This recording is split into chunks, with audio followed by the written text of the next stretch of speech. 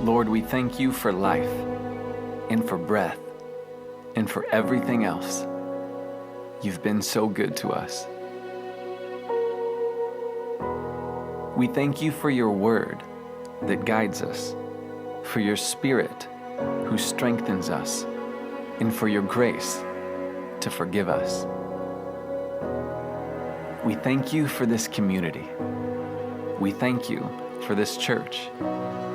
We thank you for this day, and we thank you for this very moment. We thank you for the seasons of joy and laughter, and we thank you for sustaining us through the valleys and the darkness. In a world where so much is changing, we thank you for being a God who never changes. In a season when we're tempted to focus on what we don't have, help us to be thankful for what we do. May our thanksgivings always outnumber our complaints, and may our lives forever be marked by gratitude.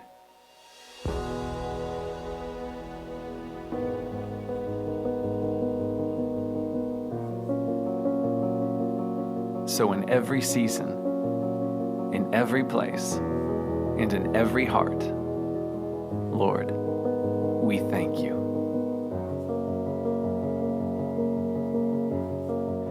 This morning, I want us to join together in Psalm 92. You know, if you've been with us for the past few weeks, that we've been working through the Psalms and seeing that they speak to us in all seasons of life. And last week I told you that we were concluding the series in Psalms, and we did, but we're going to back up and do another psalm.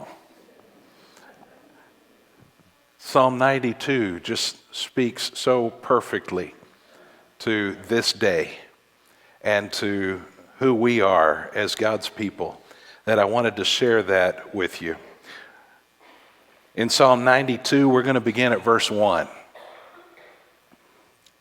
which reads, a psalm, a song for the Sabbath. Now that's a title of the song, and it's the only psalm that has that title.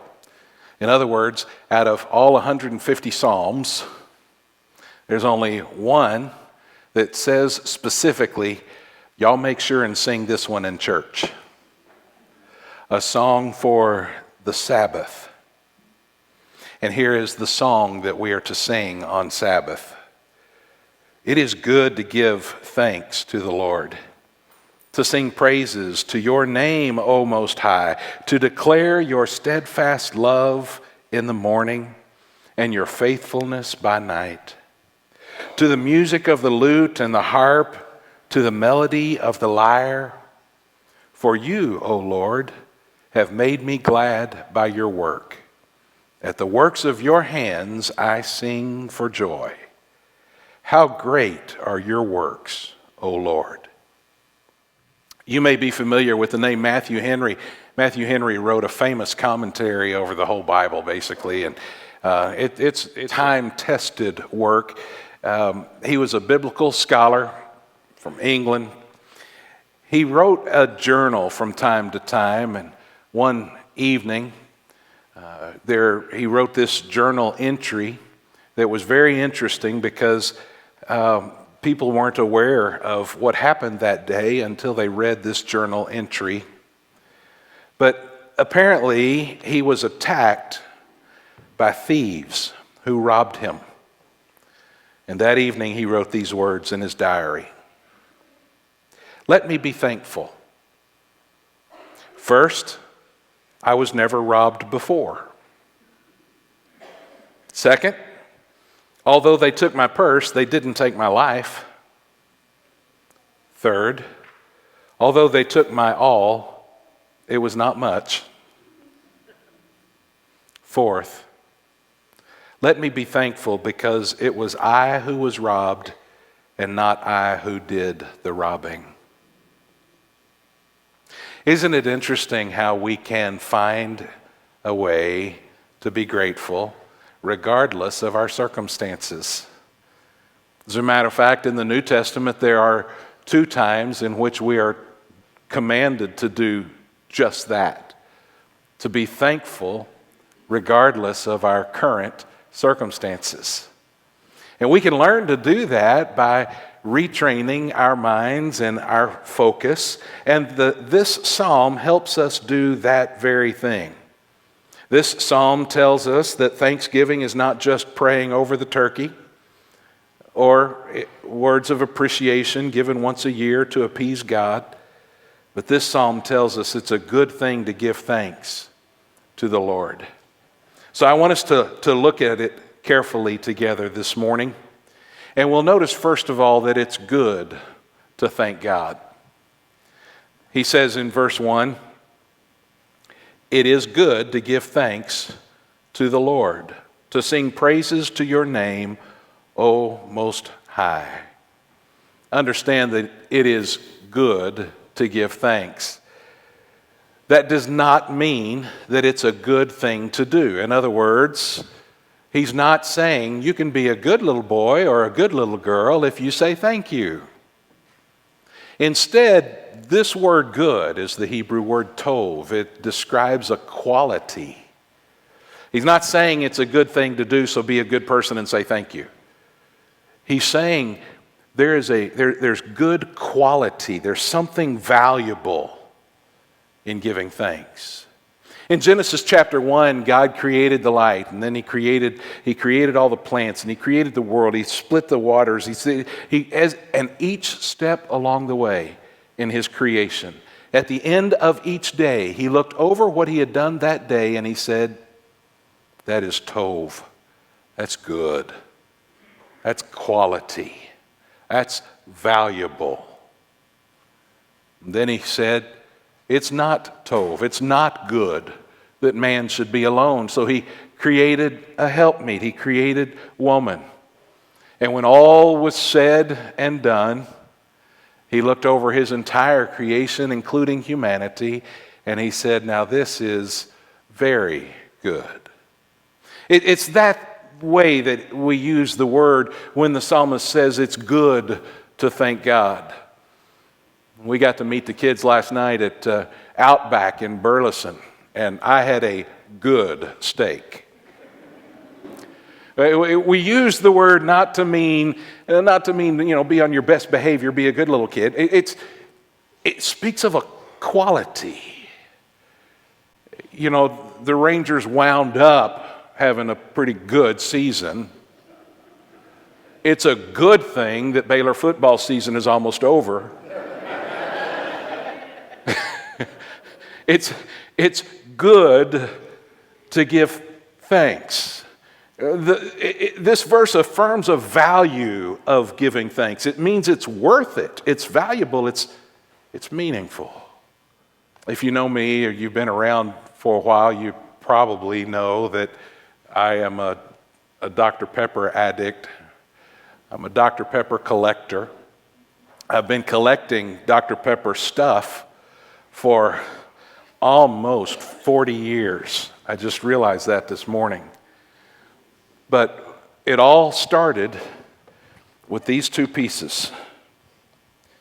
This is a calendar from the year I was born, and if you can't see the number, that's too bad.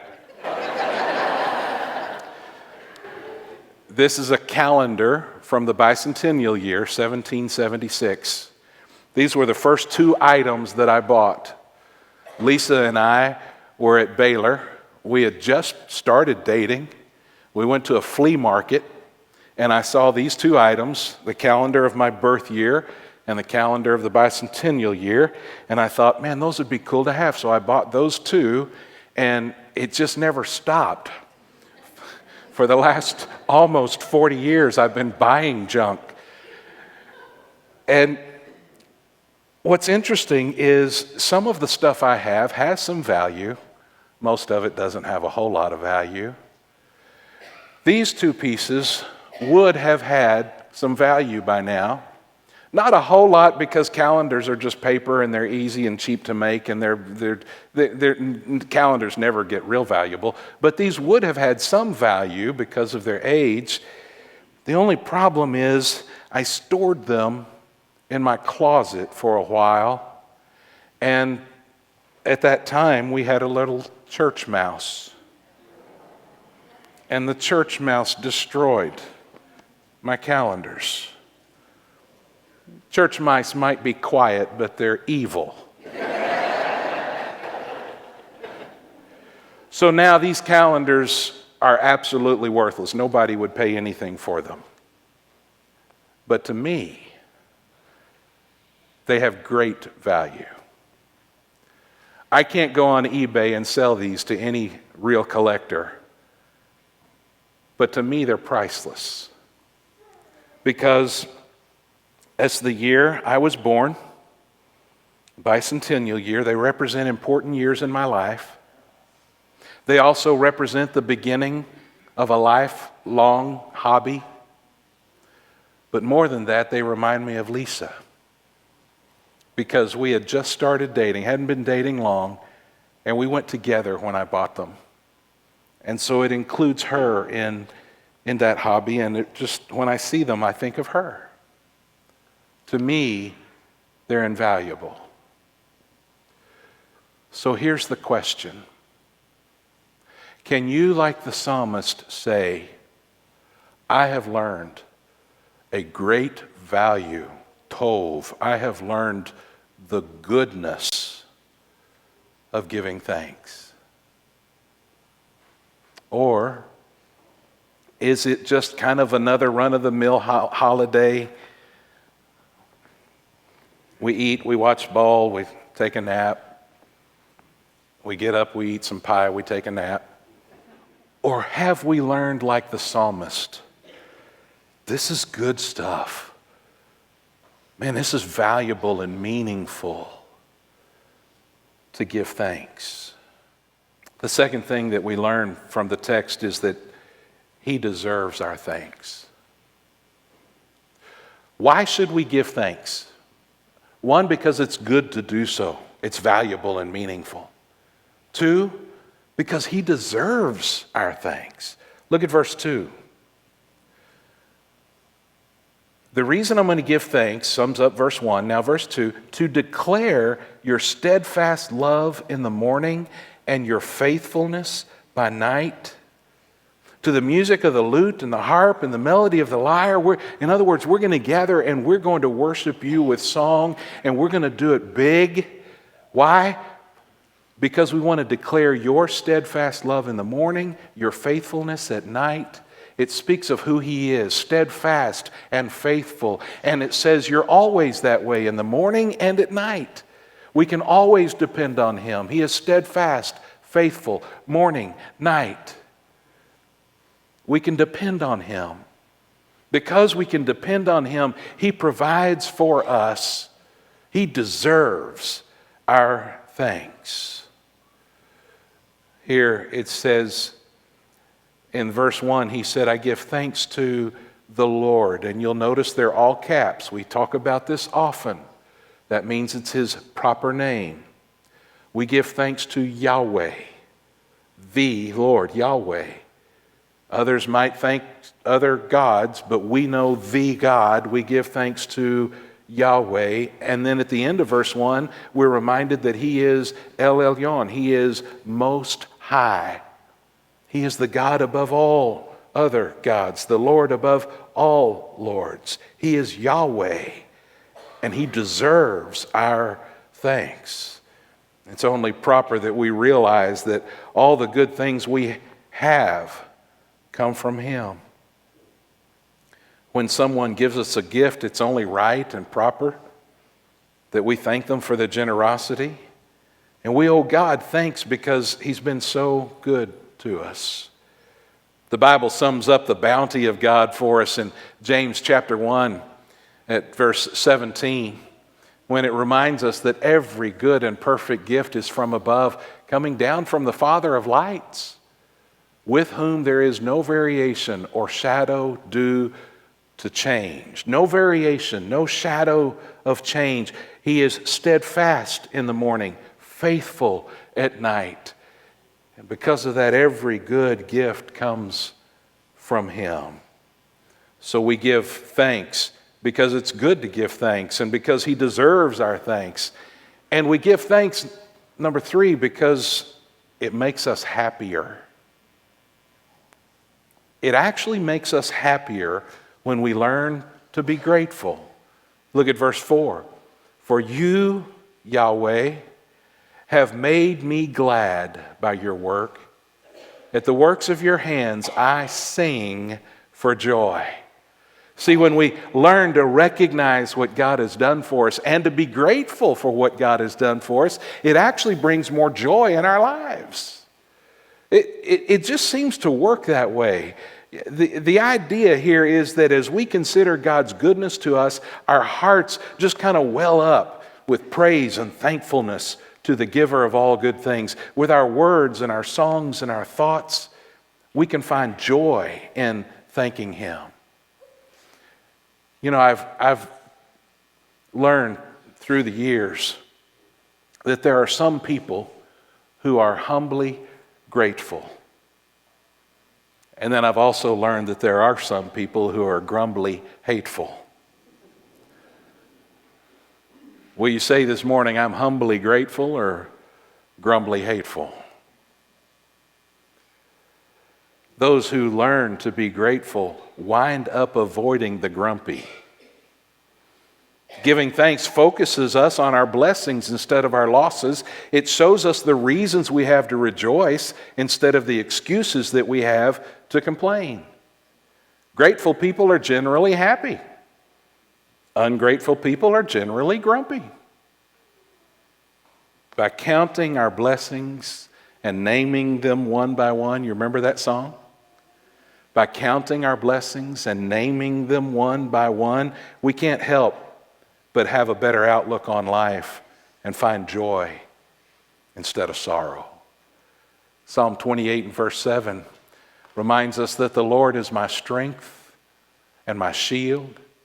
In him my heart trusts, and I am helped. My heart exults, and with my song I give thanks to him. Have you discovered the joy of expressing your thanks to God? My heart exults, and with my song I give thanks to him. Part of the joy of receiving a gift is telling others about it. Let me tell you what my God did. As you think of all that God has given you,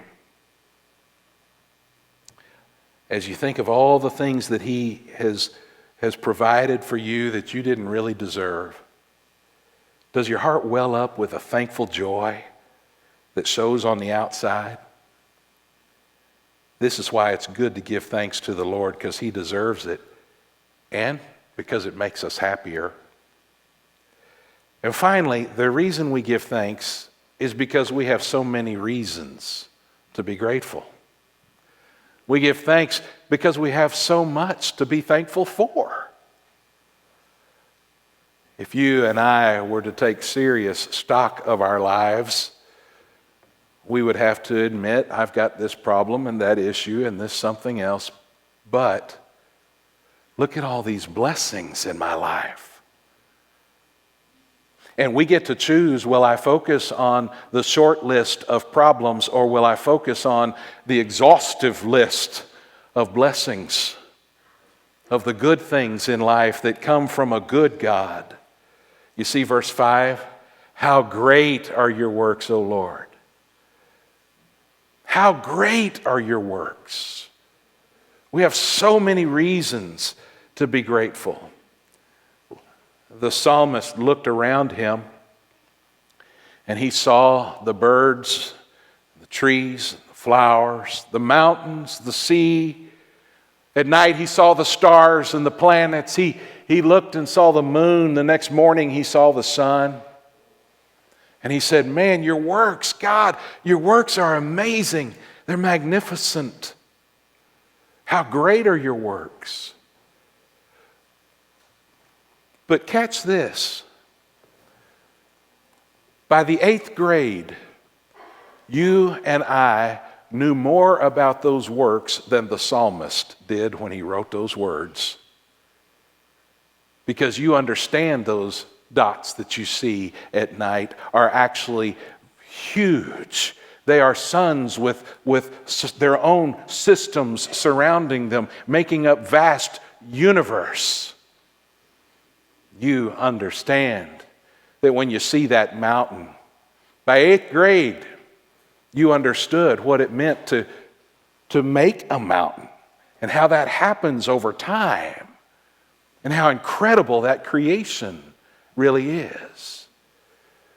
You and I have more reason to be grateful for God's works than even the psalmist, because we have a deeper and a better, a more vast understanding of it. You aware that all that you enjoy in this life has come from Him. Every raindrop is a jewel. Every sunrise is a reminder that He has given you a day for Him to bless you. Every mouthful of food you enjoy, not only this Thursday, but every day, is given to you by God who cares about you.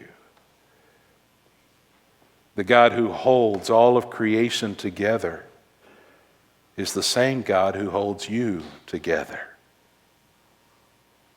The world in which we live is so messed up.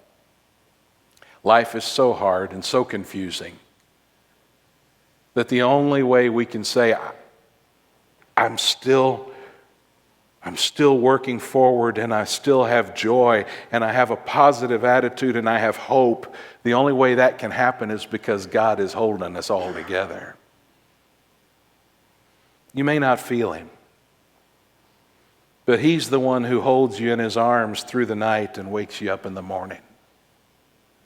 Every day He blesses us. Every day He takes care of us. And the opportunity to celebrate His goodness and to rejoice in Him, even those are blessings. As you get ready to celebrate this wonderful time of Thanksgiving, is there a song in your heart? Here the psalmist said, we're going to sing praises, verse 1. We're going to sing praises. Verse 3, it says the music of the instruments are going to help us. Verse 4, I sing for joy. Is there a song in your heart today as you think about how good God has been to you? Not just for the material things that He has showered on all of us, but is your heart full of thanks for the great gift of salvation through Jesus Christ? If God had not given you one single blessing this year, could your eyes still brim with tears and your heart still leap for joy at knowing that Jesus Christ is your Savior? You see, and I really need you to hear this. I really hope you'll hear this. This may have been one of the worst years of your life. I don't know. You may be going through a terrible time. Perhaps when you look at your list, it's hard to find reasons to say thank you. So let me give you one. Before you leave the room, you're going to have at least one reason to be grateful. And that is this: that God so loved the world that He gave His one and only Son, that whosoever believeth in Him should not perish but have everlasting life. Now you've got a reason to say thank you.